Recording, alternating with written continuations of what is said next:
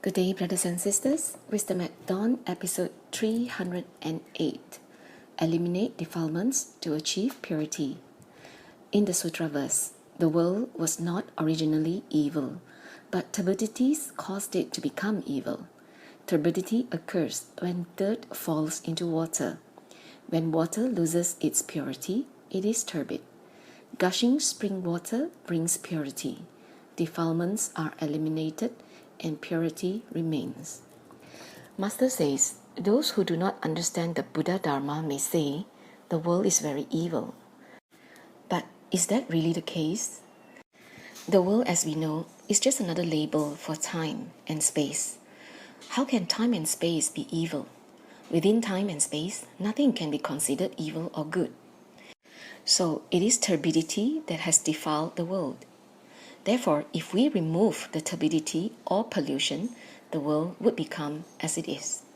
Similarly, we describe people as good or bad, but actually, we all have the same original nature. Turbidities cause it to become evil.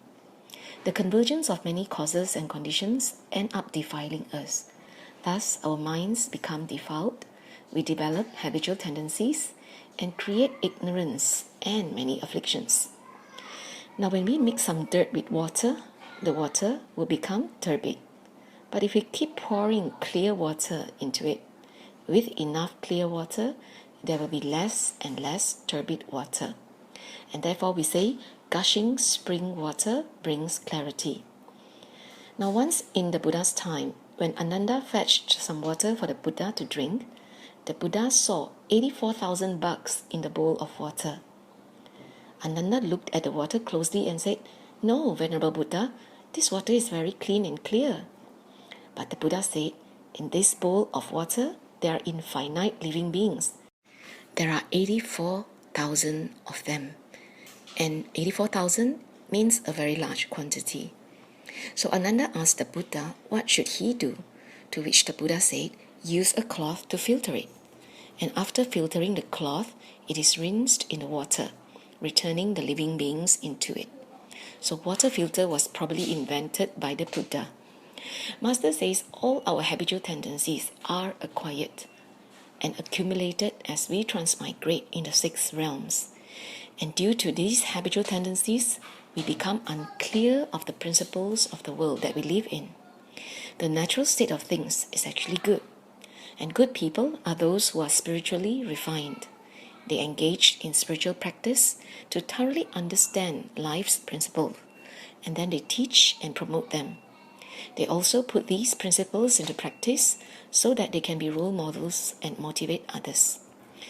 So spiritual practitioners are like a pure stream.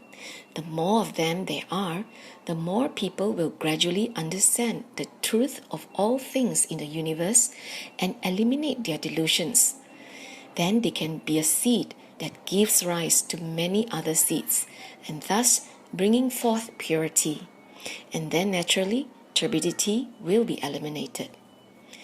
The Buddha always tells us that the underlying principle of all things is the same. But the Buddha gave other teachings only because we lack the capacity to understand. When Sakyamuni Buddha appeared over 2,000 years ago, the world was already turbid. Why was the Buddha born among these 5 turbidities? In particular, it was because this was the perfect time to teach the one vehicle Dharma. To clear up the turbidity, we needed a continuous stream of gushing spring water. And then the turbid water will naturally become clear. So we must constantly promote the Dharma to eliminate delusions and break through superstitions to return to the right Dharma. And the Buddha came to this world solely for this matter.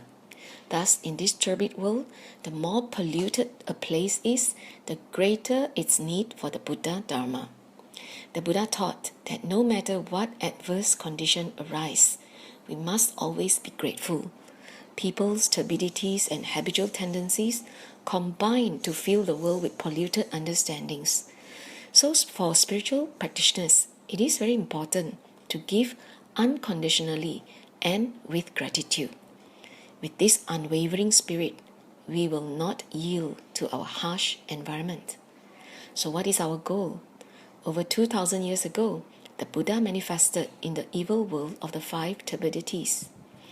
Actually, turbidity gradually increased as average lifespans shortened during the decreasing kalpa. So the evil world of the 5 turbidities is the turbidity of kalpa. Turbidity means filthy and clouded, and kalpa is a Sanskrit word that means a long time. There are increasing and decreasing kalpas. One kalpa is made up of one increasing and decreasing kalpa. A decreasing kalpa is the time of an average human lifespan starting at 84,000 years, decreasing by 1 year every 100 years, reaching an average of 10 years. Then the average lifespan of 10 years increases by 1 year every 100 years until it reaches 84,000 years. And this is one increasing kalpa. So combine the both, they are called one small kalpa. And that is a very, very long time. So in this countless time and space, how have we let things become so defiled? We must ask ourselves this question. As we learn the Dharma, we should put into practice what we have learned, and therefore we must always be mindful.感恩 for listening in. May we all achieve enlightenment for the benefit of sentient beings.